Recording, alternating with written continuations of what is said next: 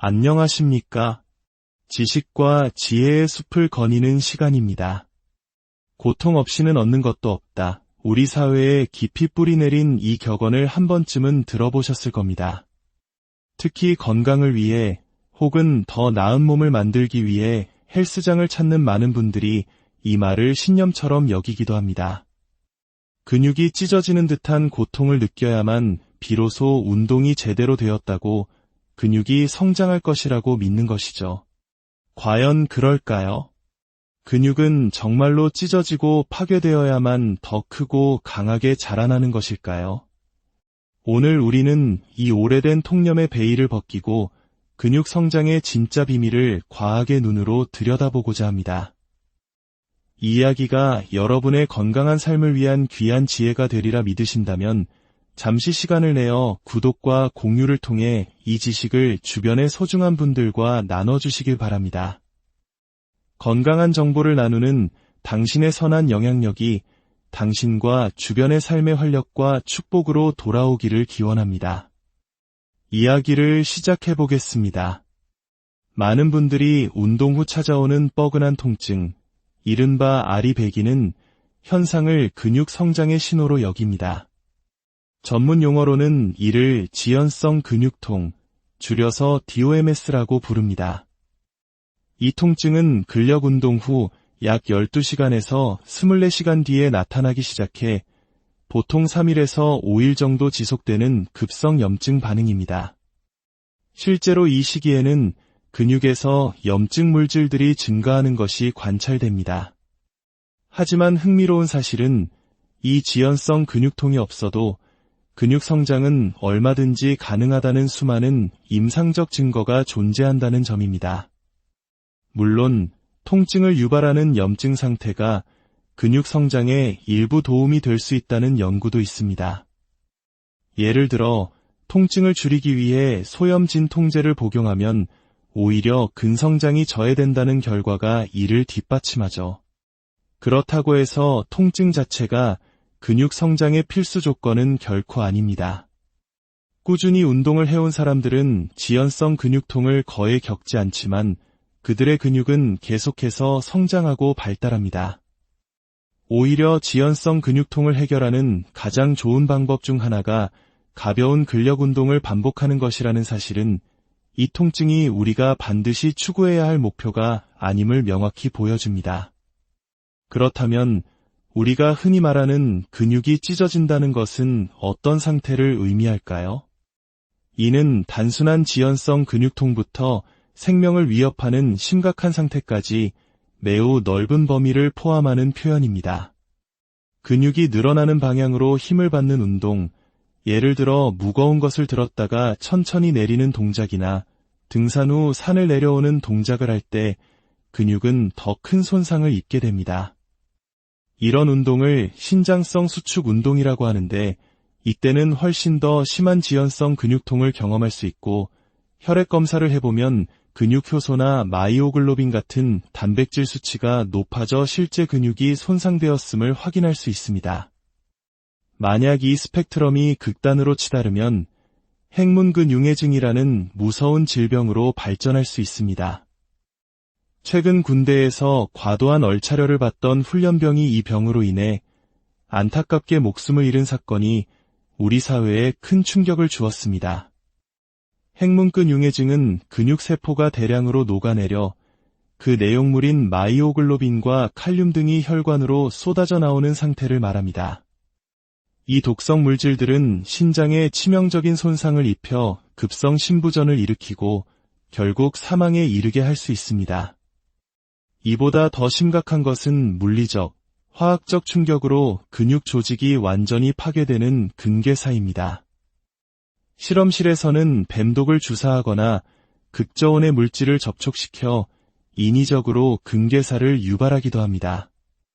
이 지경에 이르면 우리 몸은 살아남은 극소수의 근육 줄기세포, 즉 위성세포를 동원해 파괴된 조직을 복구하는 지난한 과정을 시작합니다. 이 재생 과정은 최소 2주 이상이 걸리며 이 기간 동안 근력은 전혀 회복되지 못합니다. 이것이 과연 우리가 추구해야 할 근육 성장의 길일까요? 결코 아닐 것입니다. 파괴와 괴사를 통한 성장은 비효율적일 뿐만 아니라 지극히 위험합니다. 그렇다면 진짜 근육 성장의 메커니즘은 무엇일까요? 놀랍게도 운동을 처음 시작한 사람이 몇 주간 힘이 세지는 주된 이유는 근육 자체가 커졌기 때문이 아닙니다. 대부분의 분들이 모르는 사실이죠. 초기 근력 증가는 신경계의 적응 덕분입니다. 그동안 잠자고 있던 우리 몸의 신경 시스템이 깨어나는 과정입니다. 뇌에서 근육으로 신호를 보내는 신경다발과 근육이 만나는 지점, 즉 신경근 접합부가 리모델링 되면서 더 효율적으로 변합니다. 하나의 신경 신호로 더 많은 근섬유를 동시에 동원할 수 있게 되는 것이죠. 마치 오래된 전선을 새 고효율 전선으로 교체하는 것과 같습니다. 이러한 신경계의 재정비가 먼저 일어난 후 비로소 근육 단백질을 합성하는 효율이 점진적으로 개선되면서 근육의 단면적, 즉 볼륨이 서서히 증가하기 시작합니다. 한 번의 근력 운동 후 우리 몸의 근육 단백질 생성 속도는 얼마나 그리고 얼마 동안 증가할까요? 연구에 따르면 운동 후 단백질 생성 속도는 평상시보다 최대 200%, 즉 3배까지 폭발적으로 증가하며 이 효과는 보통 36시간에서 48시간까지 지속됩니다. 이것이 바로 전문가들이 특정 근육 부위를 일주일에 최소 2회 이상 운동하라고 권장하는 과학적 근거입니다. 48시간마다 근육 성장 엔진에 다시 시동을 걸어주는 셈이죠. 운동을 꾸준히 해온 사람들은 이 효과의 지속 시간이 다소 짧아지는 적응 현상을 겪게 됩니다. 그렇기 때문에 운동선수나 숙련자들은 더 높은 강도와 다양한 자극을 통해 정체기를 극복해야 하는 것입니다. 여기서 또 하나의 중요한 질문이 나옵니다. 약한 강도로 여러 번 반복하는 것이 좋을까요? 아니면 강한 강도로 적게 하는 것이 좋을까요? 최근 발표된 수많은 연구들을 종합 분석한 메타 분석 연구는 명확한 답을 제시합니다. 저강도 운동보다는 중강도 운동이, 중강도 운동보다는 고강도 운동이 근력 증강에 더 효과적이었습니다. 여기서 말하는 고강도란 최대 8회 정도 반복하면 더 이상 들어 올릴 수 없는 무게를 의미하고, 저강도는 15회 이상 반복이 가능한 무게를 뜻합니다.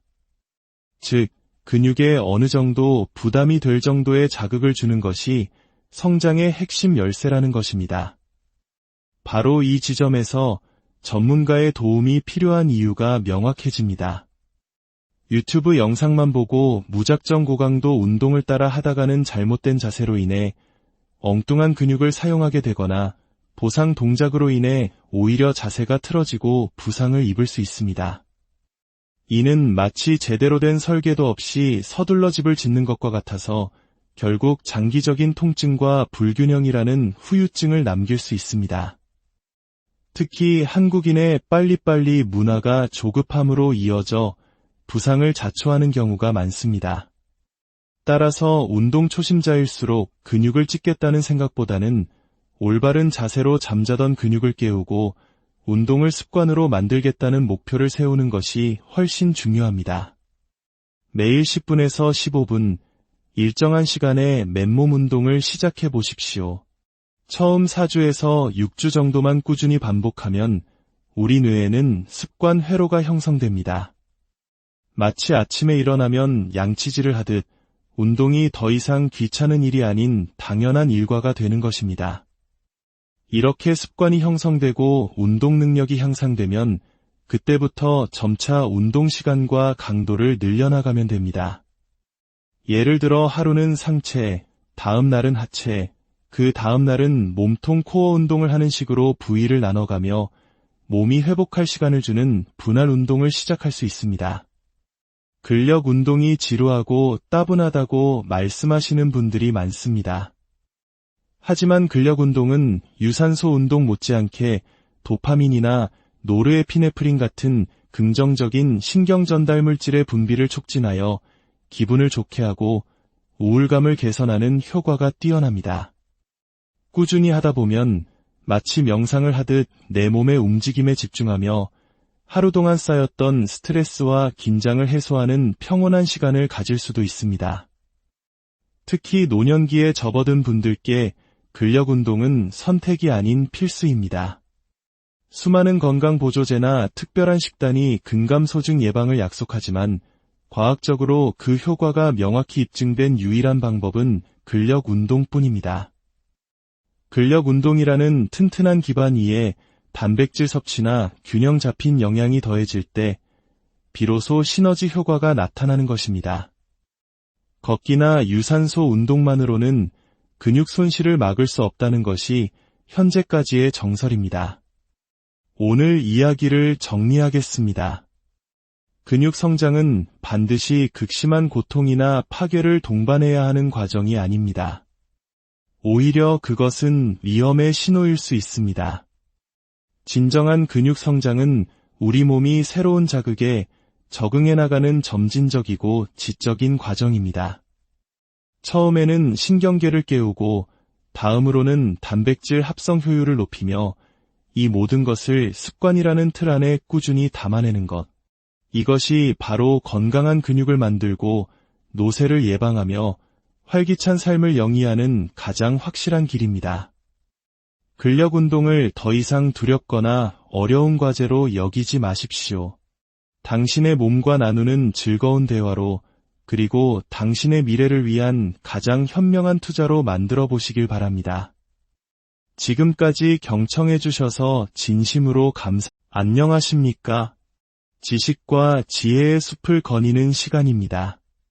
고통 없이는 얻는 것도 없다. 우리 사회에 깊이 뿌리내린 이 격언을 한 번쯤은 들어보셨을 겁니다. 특히 건강을 위해 혹은 더 나은 몸을 만들기 위해 헬스장을 찾는 많은 분들이 이 말을 신념처럼 여기기도 합니다. 근육이 찢어지는 듯한 고통을 느껴야만 비로소 운동이 제대로 되었다고 근육이 성장할 것이라고 믿는 것이죠. 과연 그럴까요? 근육은 정말로 찢어지고 파괴되어야만 더 크고 강하게 자라나는 것일까요? 오늘 우리는 이 오래된 통념의 베일을 벗기고 근육 성장의 진짜 비밀을 과학의 눈으로 들여다보고자 합니다. 이 이야기가 여러분의 건강한 삶을 위한 귀한 지혜가 되리라 믿으신다면 잠시 시간을 내어 구독과 공유를 통해 이 지식을 주변의 소중한 분들과 나눠주시길 바랍니다. 건강한 정보를 나누는 당신의 선한 영향력이 당신과 주변의 삶의 활력과 축복으로 돌아오기를 기원합니다. 이야기를 시작해보겠습니다. 많은 분들이 운동 후 찾아오는 뻐근한 통증, 이른바 아리배기는 현상을 근육 성장의 신호로 여깁니다. 전문 용어로는 이를 지연성 근육통, 줄여서 DOMS라고 부릅니다. 이 통증은 근력 운동 후 약 12시간에서 24시간 뒤에 나타나기 시작해 보통 3일에서 5일 정도 지속되는 급성 염증 반응입니다. 실제로 이 시기에는 근육에서 염증 물질들이 증가하는 것이 관찰됩니다. 하지만 흥미로운 사실은 이 지연성 근육통이 없어도 근육 성장은 얼마든지 가능하다는 수많은 임상적 증거가 존재한다는 점입니다. 물론 통증을 유발하는 염증 상태가 근육 성장에 일부 도움이 될 수 있다는 연구도 있습니다. 예를 들어 통증을 줄이기 위해 소염 진통제를 복용하면 오히려 근성장이 저해된다는 결과가 이를 뒷받침하죠. 그렇다고 해서 통증 자체가 근육 성장의 필수 조건은 결코 아닙니다.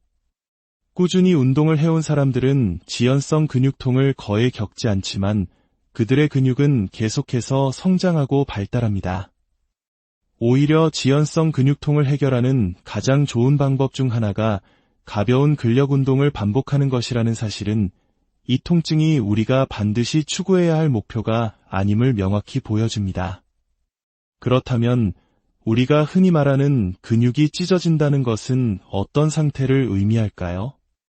이는 단순한 지연성 근육통부터 생명을 위협하는 심각한 상태까지 매우 넓은 범위를 포함하는 표현입니다.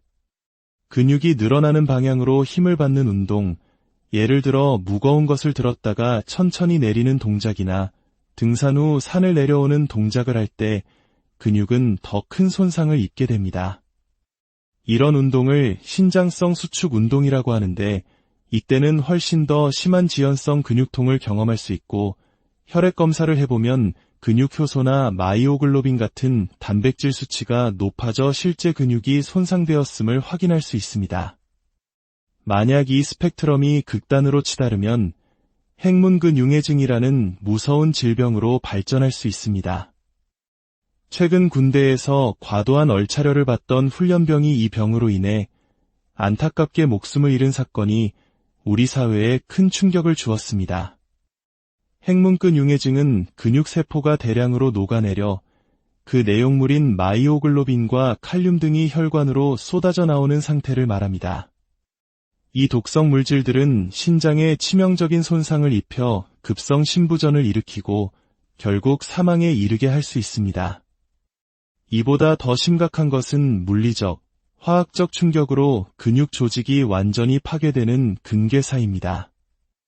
실험실에서는 뱀독을 주사하거나 극저온의 물질을 접촉시켜 인위적으로 근괴사를 유발하기도 합니다. 이 지경에 이르면 우리 몸은 살아남은 극소수의 근육 줄기세포, 즉 위성세포를 동원해 파괴된 조직을 복구하는 지난한 과정을 시작합니다. 이 재생 과정은 최소 2주 이상이 걸리며 이 기간 동안 근력은 전혀 회복되지 못합니다. 이것이 과연 우리가 추구해야 할 근육 성장의 길일까요? 결코 아닐 것입니다. 파괴와 괴사를 통한 성장은 비효율적일 뿐만 아니라 지극히 위험합니다. 그렇다면 진짜 근육 성장의 메커니즘은 무엇일까요? 놀랍게도 운동을 처음 시작한 사람이 몇 주간 힘이 세지는 주된 이유는 근육 자체가 커졌기 때문이 아닙니다. 대부분의 분들이 모르는 사실이죠. 초기 근력 증가는 신경계의 적응 덕분입니다. 그동안 잠자고 있던 우리 몸의 신경 시스템이 깨어나는 과정입니다. 뇌에서 근육으로 신호를 보내는 신경다발과 근육이 만나는 지점, 즉 신경근 접합부가 리모델링 되면서 더 효율적으로 변합니다. 하나의 신경신호로 더 많은 근섬유를 동시에 동원할 수 있게 되는 것이죠. 마치 오래된 전선을 새 고효율 전선으로 교체하는 것과 같습니다. 이러한 신경계의 재정비가 먼저 일어난 후 비로소 근육 단백질을 합성하는 효율이 점진적으로 개선되면서 근육의 단면적, 즉 볼륨이 서서히 증가하기 시작합니다. 한 번의 근력 운동 후 우리 몸의 근육 단백질 생성 속도는 얼마나, 그리고 얼마 동안 증가할까요? 연구에 따르면 운동 후 단백질 생성 속도는 평상시보다 최대 200%, 즉 3배까지 폭발적으로 증가하며 이 효과는 보통 36시간에서 48시간까지 지속됩니다. 이것이 바로 전문가들이 특정 근육 부위를 일주일에 최소 2회 이상 운동하라고 권장하는 과학적 근거입니다.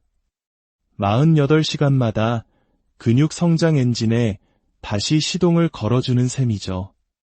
운동을 꾸준히 해온 사람들은 이 효과의 지속 시간이 다소 짧아지는 적응 현상을 겪게 됩니다. 그렇기 때문에 운동선수나 숙련자들은 더 높은 강도와 다양한 자극을 통해 정체기를 극복해야 하는 것입니다.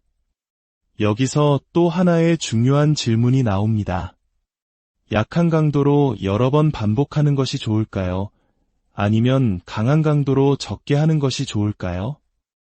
최근 발표된 수많은 연구들을 종합 분석한 메타 분석 연구는 명확한 답을 제시합니다.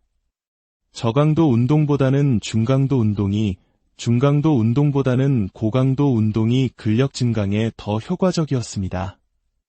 여기서 말하는 고강도란 최대 8회 정도 반복하면 더 이상 들어 올릴 수 없는 무게를 의미하고, 저강도는 15회 이상 반복이 가능한 무게를 뜻합니다. 즉, 근육에 어느 정도 부담이 될 정도의 자극을 주는 것이 성장의 핵심 열쇠라는 것입니다. 바로 이 지점에서 전문가의 도움이 필요한 이유가 명확해집니다. 유튜브 영상만 보고 무작정 고강도 운동을 따라 하다가는 잘못된 자세로 인해 엉뚱한 근육을 사용하게 되거나 보상 동작으로 인해 오히려 자세가 틀어지고 부상을 입을 수 있습니다. 이는 마치 제대로 된 설계도 없이 서둘러 집을 짓는 것과 같아서 결국 장기적인 통증과 불균형이라는 후유증을 남길 수 있습니다. 특히 한국인의 빨리빨리 문화가 조급함으로 이어져 부상을 자초하는 경우가 많습니다. 따라서 운동 초심자일수록 근육을 찢겠다는 생각보다는 올바른 자세로 잠자던 근육을 깨우고 운동을 습관으로 만들겠다는 목표를 세우는 것이 훨씬 중요합니다. 매일 10분에서 15분, 일정한 시간에 맨몸 운동을 시작해 보십시오. 처음 4주에서 6주 정도만 꾸준히 반복하면 우리 뇌에는 습관 회로가 형성됩니다. 마치 아침에 일어나면 양치질을 하듯 운동이 더 이상 귀찮은 일이 아닌 당연한 일과가 되는 것입니다. 이렇게 습관이 형성되고 운동 능력이 향상되면 그때부터 점차 운동 시간과 강도를 늘려나가면 됩니다.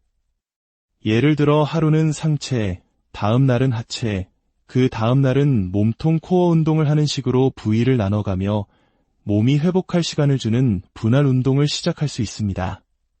근력 운동이 지루하고 따분하다고 말씀하시는 분들이 많습니다.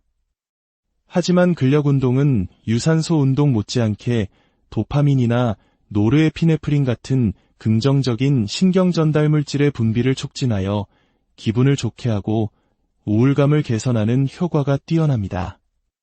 꾸준히 하다 보면 마치 명상을 하듯 내 몸의 움직임에 집중하며 하루 동안 쌓였던 스트레스와 긴장을 해소하는 평온한 시간을 가질 수도 있습니다. 특히 노년기에 접어든 분들께 근력 운동은 선택이 아닌 필수입니다. 수많은 건강보조제나 특별한 식단이 근감소증 예방을 약속하지만 과학적으로 그 효과가 명확히 입증된 유일한 방법은 근력 운동뿐입니다. 근력 운동이라는 튼튼한 기반 위에 단백질 섭취나 균형 잡힌 영양이 더해질 때 비로소 시너지 효과가 나타나는 것입니다. 걷기나 유산소 운동만으로는 근육 손실을 막을 수 없다는 것이 현재까지의 정설입니다. 오늘 이야기를 정리하겠습니다. 근육 성장은 반드시 극심한 고통이나 파괴를 동반해야 하는 과정이 아닙니다. 오히려 그것은 위험의 신호일 수 있습니다. 진정한 근육 성장은 우리 몸이 새로운 자극에 적응해 나가는 점진적이고 지적인 과정입니다. 처음에는 신경계를 깨우고 다음으로는 단백질 합성 효율을 높이며 이 모든 것을 습관이라는 틀 안에 꾸준히 담아내는 것.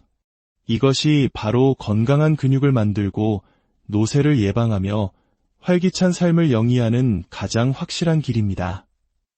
근력 운동을 더 이상 두렵거나 어려운 과제로 여기지 마십시오. 당신의 몸과 나누는 즐거운 대화로 그리고 당신의 미래를 위한 가장 현명한 투자로 만들어 보시길 바랍니다. 지금까지 경청해 주셔서 진심으로 안녕하십니까? 지식과 지혜의 숲을 거니는 시간입니다. 고통 없이는 얻는 것도 없다. 우리 사회에 깊이 뿌리내린 이 격언을 한 번쯤은 들어보셨을 겁니다.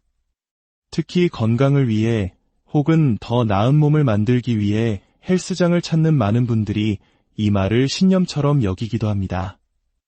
근육이 찢어지는 듯한 고통을 느껴야만 비로소 운동이 제대로 되었다고 근육이 성장할 것이라고 믿는 것이죠.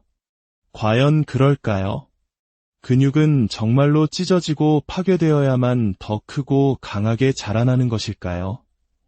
오늘 우리는 이 오래된 통념의 베일을 벗기고 근육 성장의 진짜 비밀을 과학의 눈으로 들여다보고자 합니다. 이 이야기가 여러분의 건강한 삶을 위한 귀한 지혜가 되리라 믿으신다면 잠시 시간을 내어 구독과 공유를 통해 이 지식을 주변의 소중한 분들과 나눠주시길 바랍니다. 건강한 정보를 나누는 당신의 선한 영향력이 당신과 주변의 삶의 활력과 축복으로 돌아오기를 기원합니다. 이야기를 시작해 보겠습니다. 많은 분들이 운동 후 찾아오는 뻐근한 통증, 이른바 아리배기는 현상을 근육 성장의 신호로 여깁니다. 전문 용어로는 이를 지연성 근육통, 줄여서 DOMS라고 부릅니다. 이 통증은 근력 운동 후 약 12시간에서 24시간 뒤에 나타나기 시작해 보통 3일에서 5일 정도 지속되는 급성 염증 반응입니다. 실제로 이 시기에는 근육에서 염증 물질들이 증가하는 것이 관찰됩니다. 하지만 흥미로운 사실은 이 지연성 근육통이 없어도 근육 성장은 얼마든지 가능하다는 수많은 임상적 증거가 존재한다는 점입니다. 물론 통증을 유발하는 염증 상태가 근육 성장에 일부 도움이 될 수 있다는 연구도 있습니다. 예를 들어 통증을 줄이기 위해 소염 진통제를 복용하면 오히려 근성장이 저해된다는 결과가 이를 뒷받침하죠. 그렇다고 해서 통증 자체가 근육 성장의 필수 조건은 결코 아닙니다. 꾸준히 운동을 해온 사람들은 지연성 근육통을 거의 겪지 않지만 그들의 근육은 계속해서 성장하고 발달합니다.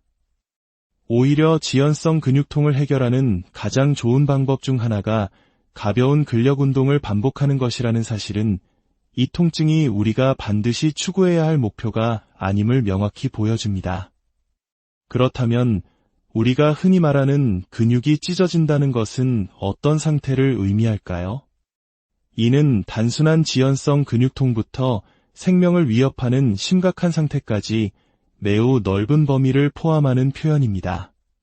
근육이 늘어나는 방향으로 힘을 받는 운동, 예를 들어 무거운 것을 들었다가 천천히 내리는 동작이나 등산 후 산을 내려오는 동작을 할 때 근육은 더 큰 손상을 입게 됩니다.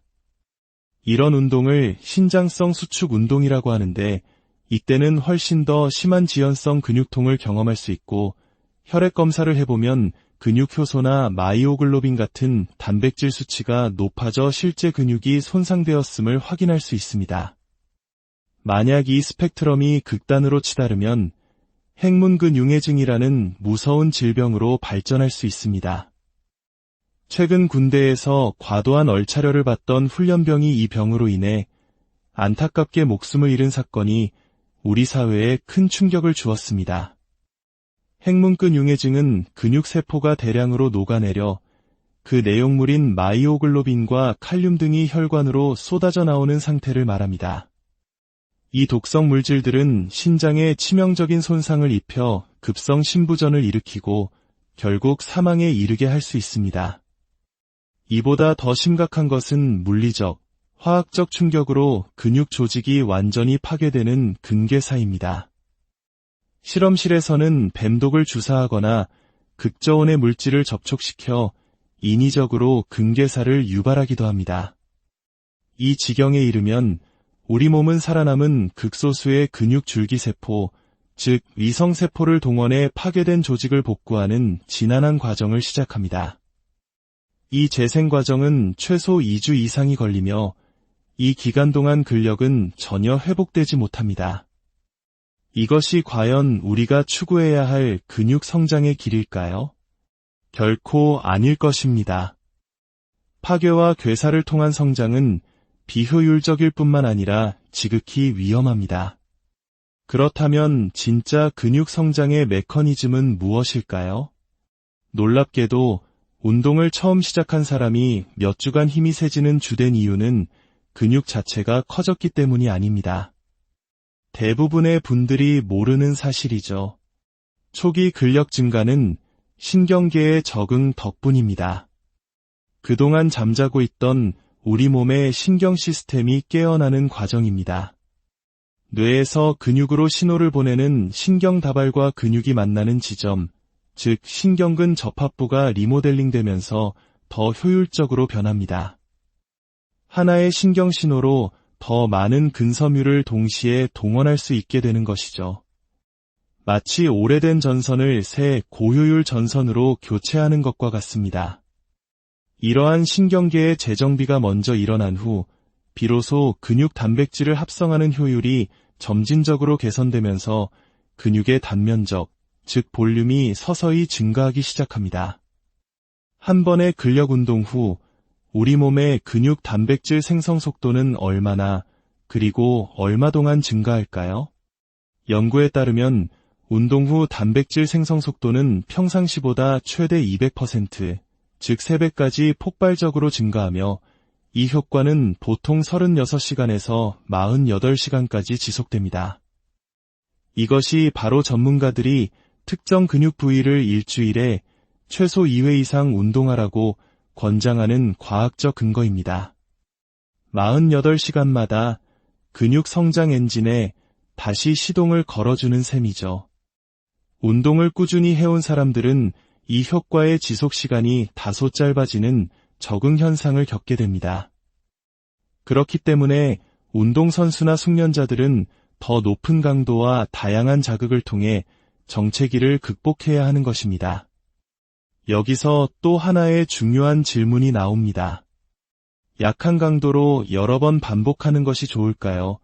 아니면 강한 강도로 적게 하는 것이 좋을까요? 최근 발표된 수많은 연구들을 종합 분석한 메타 분석 연구는 명확한 답을 제시합니다. 저강도 운동보다는 중강도 운동이, 중강도 운동보다는 고강도 운동이 근력 증강에 더 효과적이었습니다.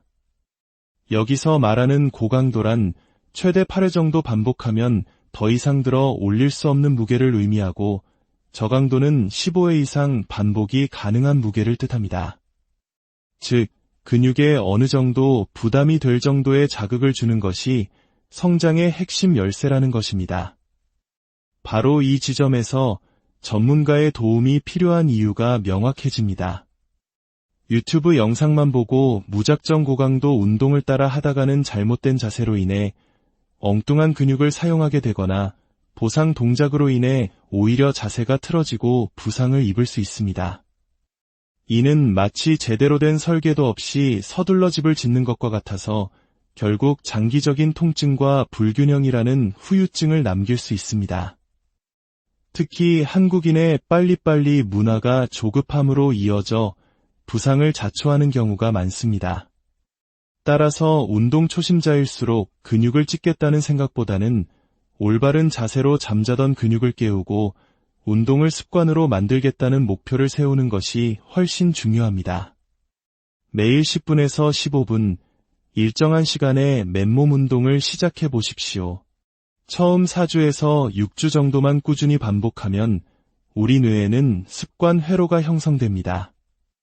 마치 아침에 일어나면 양치질을 하듯 운동이 더 이상 귀찮은 일이 아닌 당연한 일과가 되는 것입니다.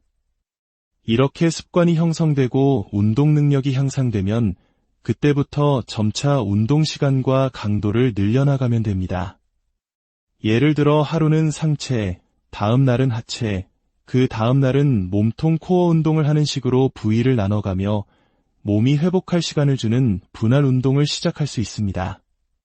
근력 운동이 지루하고 따분하다고 말씀하시는 분들이 많습니다. 하지만 근력 운동은 유산소 운동 못지않게 도파민이나 노르에피네프린 같은 긍정적인 신경 전달 물질의 분비를 촉진하여 기분을 좋게 하고 우울감을 개선하는 효과가 뛰어납니다. 꾸준히 하다 보면 마치 명상을 하듯 내 몸의 움직임에 집중하며 하루 동안 쌓였던 스트레스와 긴장을 해소하는 평온한 시간을 가질 수도 있습니다. 특히 노년기에 접어든 분들께 근력 운동은 선택이 아닌 필수입니다. 수많은 건강보조제나 특별한 식단이 근감소증 예방을 약속하지만 과학적으로 그 효과가 명확히 입증된 유일한 방법은 근력 운동뿐입니다. 근력 운동이라는 튼튼한 기반 위에 단백질 섭취나 균형 잡힌 영양이 더해질 때 비로소 시너지 효과가 나타나는 것입니다. 걷기나 유산소 운동만으로는 근육 손실을 막을 수 없다는 것이 현재까지의 정설입니다. 오늘 이야기를 정리하겠습니다. 근육 성장은 반드시 극심한 고통이나 파괴를 동반해야 하는 과정이 아닙니다. 오히려 그것은 위험의 신호일 수 있습니다. 진정한 근육 성장은 우리 몸이 새로운 자극에 적응해 나가는 점진적이고 지적인 과정입니다. 처음에는 신경계를 깨우고 다음으로는 단백질 합성 효율을 높이며 이 모든 것을 습관이라는 틀 안에 꾸준히 담아내는 것. 이것이 바로 건강한 근육을 만들고 노쇠를 예방하며 활기찬 삶을 영위하는 가장 확실한 길입니다. 근력 운동을 더 이상 두렵거나 어려운 과제로 여기지 마십시오. 당신의 몸과 나누는 즐거운 대화로 그리고 당신의 미래를 위한 가장 현명한 투자로 만들어 보시길 바랍니다. 지금까지 경청해 주셔서 진심으로 안녕하십니까? 지식과 지혜의 숲을 거니는 시간입니다. 고통 없이는 얻는 것도 없다. 우리 사회에 깊이 뿌리내린 이 격언을 한 번쯤은 들어보셨을 겁니다. 특히 건강을 위해 혹은 더 나은 몸을 만들기 위해 헬스장을 찾는 많은 분들이 이 말을 신념처럼 여기기도 합니다. 근육이 찢어지는 듯한 고통을 느껴야만 비로소 운동이 제대로 되었다고 근육이 성장할 것이라고 믿는 것이죠. 과연 그럴까요? 근육은 정말로 찢어지고 파괴되어야만 더 크고 강하게 자라나는 것일까요? 오늘 우리는 이 오래된 통념의 베일을 벗기고 근육 성장의 진짜 비밀을 과학의 눈으로 들여다보고자 합니다. 이 이야기가 여러분의 건강한 삶을 위한 귀한 지혜가 되리라 믿으신다면 잠시 시간을 내어 구독과 공유를 통해 이 지식을 주변의 소중한 분들과 나눠주시길 바랍니다. 건강한 정보를 나누는 당신의 선한 영향력이 당신과 주변의 삶의 활력과 축복으로 돌아오기를 기원합니다. 이야기를 시작해보겠습니다. 많은 분들이 운동 후 찾아오는 뻐근한 통증, 이른바 아리배기는 현상을 근육 성장의 신호로 여깁니다. 전문 용어로는 이를 지연성 근육통, 줄여서 DOMS라고 부릅니다. 이 통증은 근력 운동 후 약 12시간에서 24시간 뒤에 나타나기 시작해 보통 3일에서 5일 정도 지속되는 급성 염증 반응입니다. 실제로 이 시기에는 근육에서 염증 물질들이 증가하는 것이 관찰됩니다. 하지만 흥미로운 사실은 이 지연성 근육통이 없어도 근육 성장은 얼마든지 가능하다는 수많은 임상적 증거가 존재한다는 점입니다. 물론 통증을 유발하는 염증 상태가 근육 성장에 일부 도움이 될 수 있다는 연구도 있습니다. 예를 들어 통증을 줄이기 위해 소염 진통제를 복용하면 오히려 근성장이 저해된다는 결과가 이를 뒷받침하죠. 그렇다고 해서 통증 자체가 근육 성장의 필수 조건은 결코 아닙니다. 꾸준히 운동을 해온 사람들은 지연성 근육통을 거의 겪지 않지만 그들의 근육은 계속해서 성장하고 발달합니다. 오히려 지연성 근육통을 해결하는 가장 좋은 방법 중 하나가 가벼운 근력 운동을 반복하는 것이라는 사실은 이 통증이 우리가 반드시 추구해야 할 목표가 아님을 명확히 보여줍니다. 그렇다면 우리가 흔히 말하는 근육이 찢어진다는 것은 어떤 상태를 의미할까요? 이는 단순한 지연성 근육통부터 생명을 위협하는 심각한 상태까지 매우 넓은 범위를 포함하는 표현입니다. 근육이 늘어나는 방향으로 힘을 받는 운동, 예를 들어 무거운 것을 들었다가 천천히 내리는 동작이나 등산 후 산을 내려오는 동작을 할 때 근육은 더 큰 손상을 입게 됩니다. 이런 운동을 신장성 수축 운동이라고 하는데 이때는 훨씬 더 심한 지연성 근육통을 경험할 수 있고 혈액 검사를 해보면 근육 효소나 마이오글로빈 같은 단백질 수치가 높아져 실제 근육이 손상되었음을 확인할 수 있습니다. 만약 이 스펙트럼이 극단으로 치달으면 핵문근 융해증이라는 무서운 질병으로 발전할 수 있습니다. 최근 군대에서 과도한 얼차려를 받던 훈련병이 이 병으로 인해 안타깝게 목숨을 잃은 사건이 우리 사회에 큰 충격을 주었습니다. 핵문근 융해증은 근육세포가 대량으로 녹아내려 그 내용물인 마이오글로빈과 칼륨 등이 혈관으로 쏟아져 나오는 상태를 말합니다. 이 독성 물질들은 신장에 치명적인 손상을 입혀 급성 심부전을 일으키고 결국 사망에 이르게 할 수 있습니다.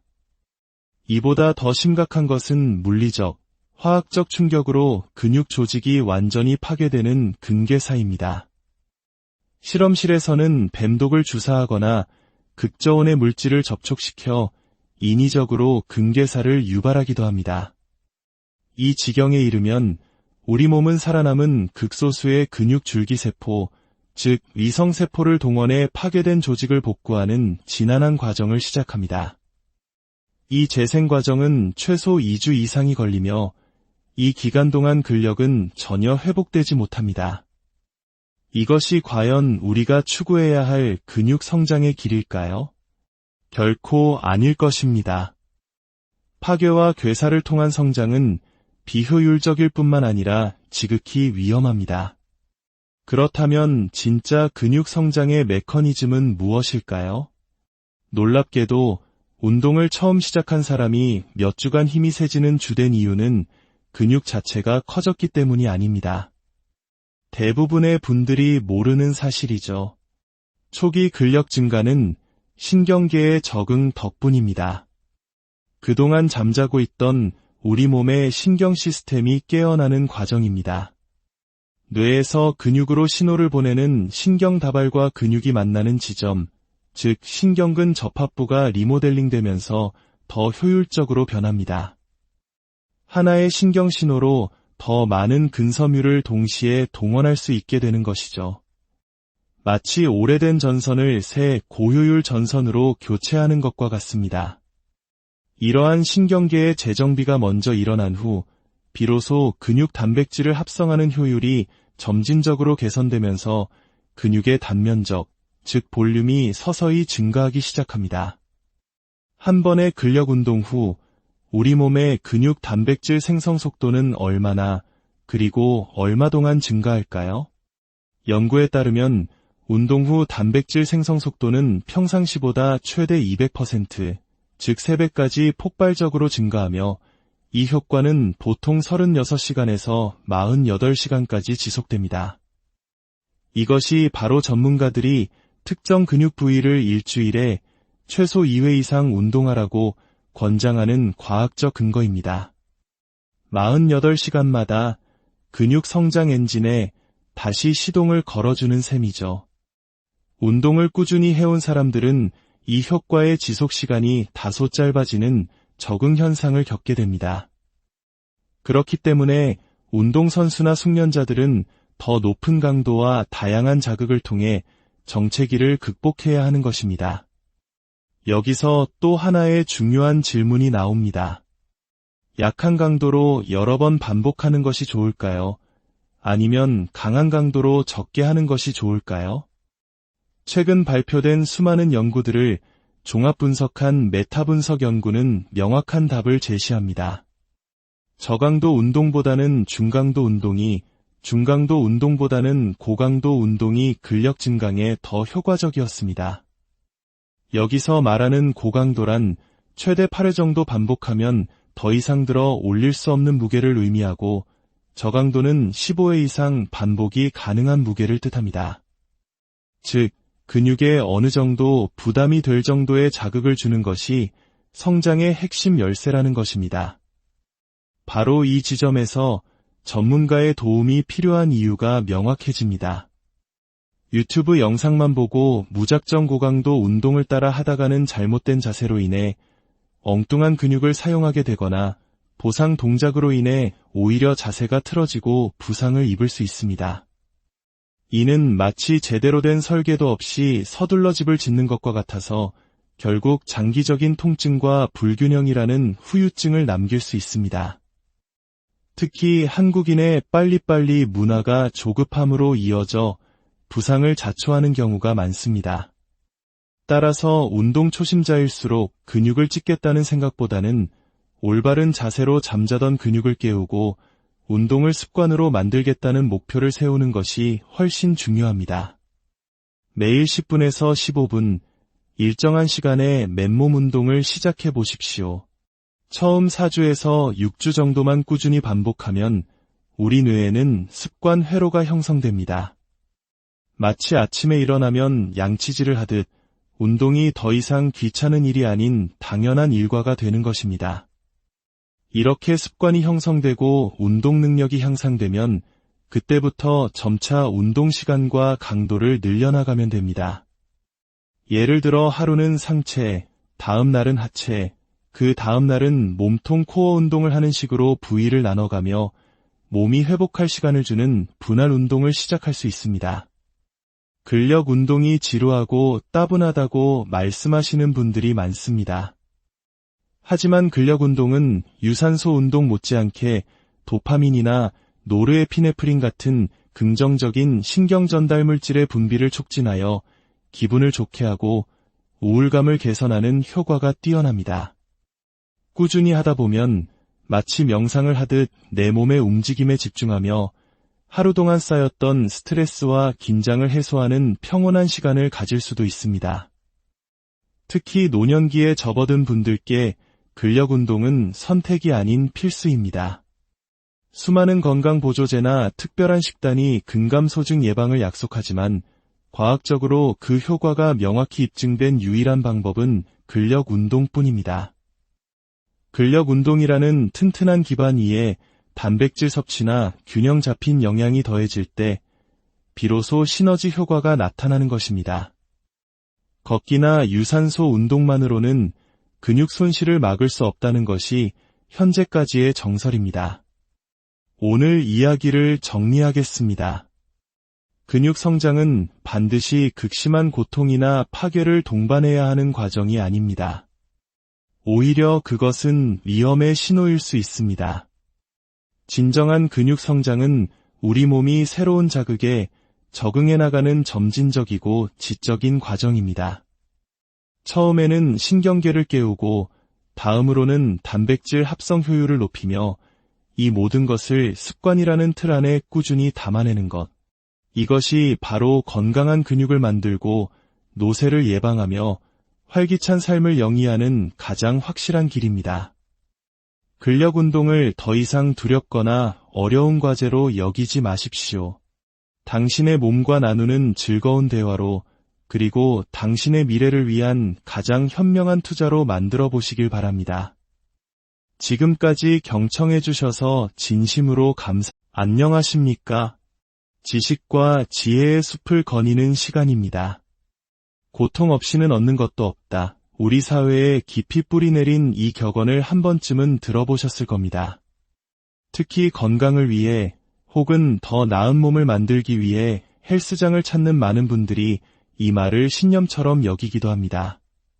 근육이 찢어지는 듯한 고통을 느껴야만 비로소 운동이 제대로 되었다고 근육이 성장할 것이라고 믿는 것이죠. 과연 그럴까요? 근육은 정말로 찢어지고 파괴되어야만 더 크고 강하게 자라나는 것일까요? 오늘 우리는 이 오래된 통념의 베일을 벗기고 근육 성장의 진짜 비밀을 과학의 눈으로 들여다보고자 합니다.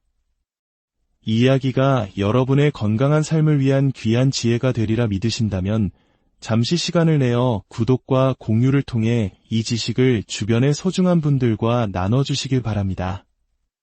건강한 정보를 나누는 당신의 선한 영향력이 당신과 주변의 삶의 활력과 축복으로 돌아오기를 기원합니다. 이야기를 시작해보겠습니다. 많은 분들이 운동 후 찾아오는 뻐근한 통증, 이른바 아리배기는 현상을 근육 성장의 신호로 여깁니다. 전문 용어로는 이를 지연성 근육통, 줄여서 DOMS라고 부릅니다. 이 통증은 근력 운동 후 약 12시간에서 24시간 뒤에 나타나기 시작해 보통 3일에서 5일 정도 지속되는 급성 염증 반응입니다. 실제로 이 시기에는 근육에서 염증 물질들이 증가하는 것이 관찰됩니다. 하지만 흥미로운 사실은 이 지연성 근육통이 없어도 근육 성장은 얼마든지 가능하다는 수많은 임상적 증거가 존재한다는 점입니다. 물론 통증을 유발하는 염증 상태가 근육 성장에 일부 도움이 될 수 있다는 연구도 있습니다. 예를 들어 통증을 줄이기 위해 소염 진통제를 복용하면 오히려 근성장이 저해된다는 결과가 이를 뒷받침하죠. 그렇다고 해서 통증 자체가 근육 성장의 필수 조건은 결코 아닙니다. 꾸준히 운동을 해온 사람들은 지연성 근육통을 거의 겪지 않지만 그들의 근육은 계속해서 성장하고 발달합니다. 오히려 지연성 근육통을 해결하는 가장 좋은 방법 중 하나가 가벼운 근력 운동을 반복하는 것이라는 사실은 이 통증이 우리가 반드시 추구해야 할 목표가 아님을 명확히 보여줍니다. 그렇다면 우리가 흔히 말하는 근육이 찢어진다는 것은 어떤 상태를 의미할까요? 이는 단순한 지연성 근육통부터 생명을 위협하는 심각한 상태까지 매우 넓은 범위를 포함하는 표현입니다. 근육이 늘어나는 방향으로 힘을 받는 운동, 예를 들어 무거운 것을 들었다가 천천히 내리는 동작이나 등산 후 산을 내려오는 동작을 할 때 근육은 더 큰 손상을 입게 됩니다. 이런 운동을 신장성 수축 운동이라고 하는데 이때는 훨씬 더 심한 지연성 근육통을 경험할 수 있고 혈액 검사를 해보면 근육 효소나 마이오글로빈 같은 단백질 수치가 높아져 실제 근육이 손상되었음을 확인할 수 있습니다. 만약 이 스펙트럼이 극단으로 치달으면 핵문근융해증이라는 무서운 질병으로 발전할 수 있습니다. 최근 군대에서 과도한 얼차려를 받던 훈련병이 이 병으로 인해 안타깝게 목숨을 잃은 사건이 우리 사회에 큰 충격을 주었습니다. 핵문근융해증은 근육세포가 대량으로 녹아내려 그 내용물인 마이오글로빈과 칼륨 등이 혈관으로 쏟아져 나오는 상태를 말합니다.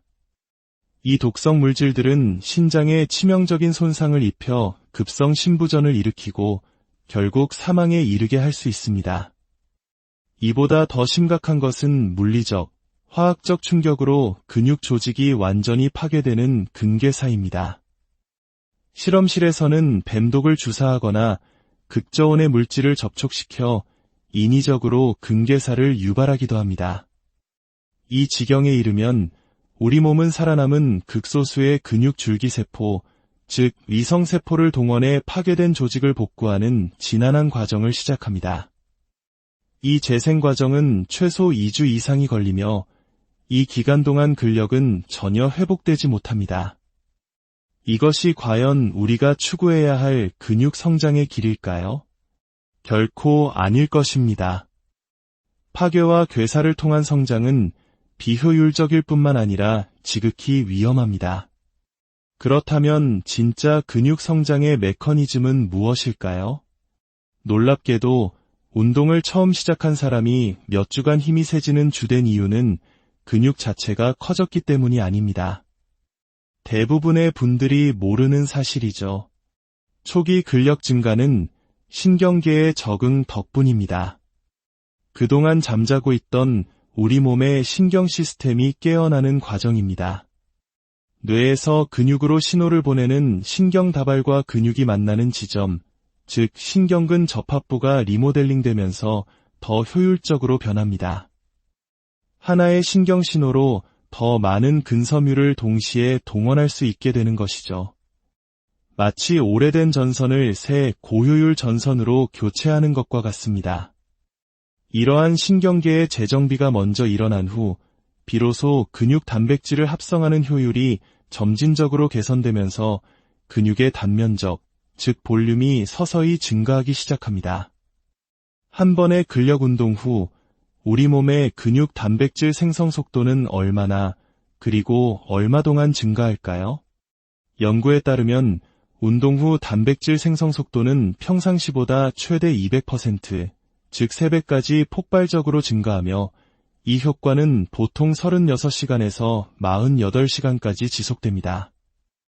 이것이 바로 전문가들이 특정 근육 부위를 일주일에 최소 2회 이상 운동하라고 권장하는 과학적 근거입니다. 48시간마다 근육 성장 엔진에 다시 시동을 걸어주는 셈이죠.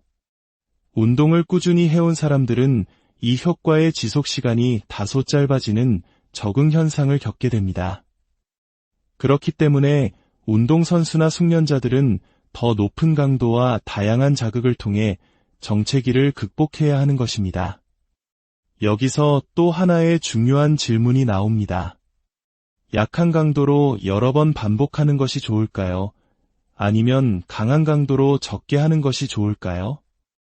최근 발표된 수많은 연구들을 종합 분석한 메타 분석 연구는 명확한 답을 제시합니다. 저강도 운동보다는 중강도 운동이, 중강도 운동보다는 고강도 운동이 근력 증강에 더 효과적이었습니다. 여기서 말하는 고강도란 최대 8회 정도 반복하면 더 이상 들어 올릴 수 없는 무게를 의미하고, 저강도는 15회 이상 반복이 가능한 무게를 뜻합니다. 즉, 근육에 어느 정도 부담이 될 정도의 자극을 주는 것이 성장의 핵심 열쇠라는 것입니다.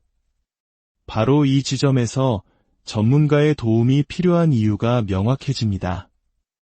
유튜브 영상만 보고 무작정 고강도 운동을 따라 하다가는 잘못된 자세로 인해 엉뚱한 근육을 사용하게 되거나 보상 동작으로 인해 오히려 자세가 틀어지고 부상을 입을 수 있습니다. 이는 마치 제대로 된 설계도 없이 서둘러 집을 짓는 것과 같아서 결국 장기적인 통증과 불균형이라는 후유증을 남길 수 있습니다. 특히 한국인의 빨리빨리 문화가 조급함으로 이어져 부상을 자초하는 경우가 많습니다. 따라서 운동 초심자일수록 근육을 찢겠다는 생각보다는 올바른 자세로 잠자던 근육을 깨우고 운동을 습관으로 만들겠다는 목표를 세우는 것이 훨씬 중요합니다. 매일 10분에서 15분, 일정한 시간에 맨몸 운동을 시작해 보십시오. 처음 4주에서 6주 정도만 꾸준히 반복하면 우리 뇌에는 습관 회로가 형성됩니다. 마치 아침에 일어나면 양치질을 하듯 운동이 더 이상 귀찮은 일이 아닌 당연한 일과가 되는 것입니다. 이렇게 습관이 형성되고 운동 능력이 향상되면 그때부터 점차 운동 시간과 강도를 늘려나가면 됩니다. 예를 들어 하루는 상체, 다음 날은 하체, 그 다음 날은 몸통 코어 운동을 하는 식으로 부위를 나눠가며 몸이 회복할 시간을 주는 분할 운동을 시작할 수 있습니다. 근력 운동이 지루하고 따분하다고 말씀하시는 분들이 많습니다. 하지만 근력 운동은 유산소 운동 못지않게 도파민이나 노르에피네프린 같은 긍정적인 신경 전달 물질의 분비를 촉진하여 기분을 좋게 하고 우울감을 개선하는 효과가 뛰어납니다. 꾸준히 하다 보면 마치 명상을 하듯 내 몸의 움직임에 집중하며 하루 동안 쌓였던 스트레스와 긴장을 해소하는 평온한 시간을 가질 수도 있습니다. 특히 노년기에 접어든 분들께 근력 운동은 선택이 아닌 필수입니다. 수많은 건강보조제나 특별한 식단이 근감소증 예방을 약속하지만 과학적으로 그 효과가 명확히 입증된 유일한 방법은 근력 운동뿐입니다. 근력 운동이라는 튼튼한 기반 위에 단백질 섭취나 균형 잡힌 영양이 더해질 때 비로소 시너지 효과가 나타나는 것입니다. 걷기나 유산소 운동만으로는 근육 손실을 막을 수 없다는 것이 현재까지의 정설입니다. 오늘 이야기를 정리하겠습니다. 근육 성장은 반드시 극심한 고통이나 파괴를 동반해야 하는 과정이 아닙니다. 오히려 그것은 위험의 신호일 수 있습니다. 진정한 근육 성장은 우리 몸이 새로운 자극에 적응해 나가는 점진적이고 지적인 과정입니다. 처음에는 신경계를 깨우고 다음으로는 단백질 합성 효율을 높이며 이 모든 것을 습관이라는 틀 안에 꾸준히 담아내는 것. 이것이 바로 건강한 근육을 만들고 노쇠를 예방하며 활기찬 삶을 영위하는 가장 확실한 길입니다. 근력 운동을 더 이상 두렵거나 어려운 과제로 여기지 마십시오. 당신의 몸과 나누는 즐거운 대화로 그리고 당신의 미래를 위한 가장 현명한 투자로 만들어 보시길 바랍니다. 지금까지 경청해 주셔서 진심으로 안녕하십니까? 지식과 지혜의 숲을 거니는 시간입니다. 고통 없이는 얻는 것도 없다. 우리 사회에 깊이 뿌리내린 이 격언을 한 번쯤은 들어보셨을 겁니다. 특히 건강을 위해 혹은 더 나은 몸을 만들기 위해 헬스장을 찾는 많은 분들이 이 말을 신념처럼 여기기도 합니다. 근육이 찢어지는 듯한 고통을 느껴야만 비로소 운동이 제대로 되었다고 근육이 성장할 것이라고 믿는 것이죠. 과연 그럴까요? 근육은 정말로 찢어지고 파괴되어야만 더 크고 강하게 자라나는